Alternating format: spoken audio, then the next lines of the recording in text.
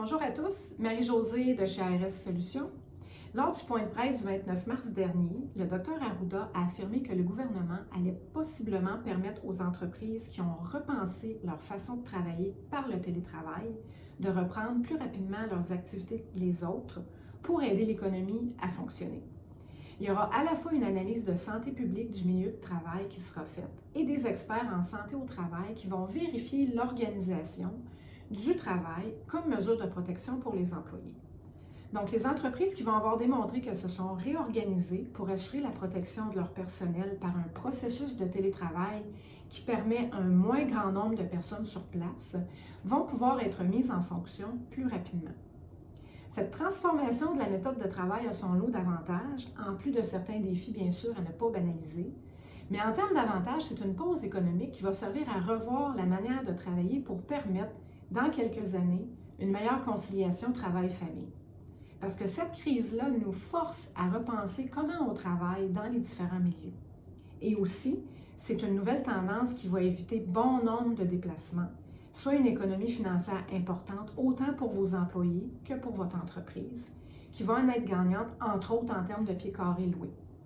Il ne faut pas oublier l'économie de temps aussi, parce que si tous les automobilistes se mettent à travailler de la maison, le trafic routier va être l'histoire ancienne. Et comme le dit si bien le proverbe, le temps c'est de l'argent, il est certain que tout le monde en sort gagnant.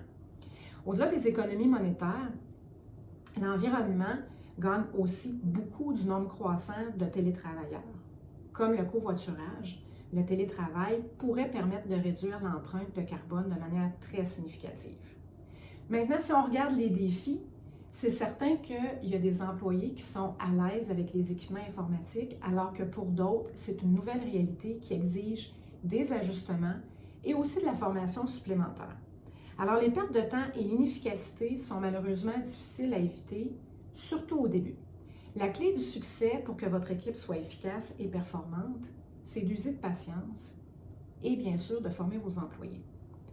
Aussi, il y a certains travailleurs qui vont apporter leur poste de travail du bureau, il y en a d'autres qui vont utiliser leur poste personnel. Dans les deux cas, la sécurité demeure un enjeu, parce que les cybercriminels profitent de l'augmentation du nombre de télétravailleurs pour exploiter les failles de sécurité des outils qu'on utilise pour travailler à distance. La façon de faire avant et après COVID-19 va assurément être différente. Il faut tout simplement savoir s'adapter rapidement à cette nouvelle réalité afin d'assurer la pérennité de nos entreprises.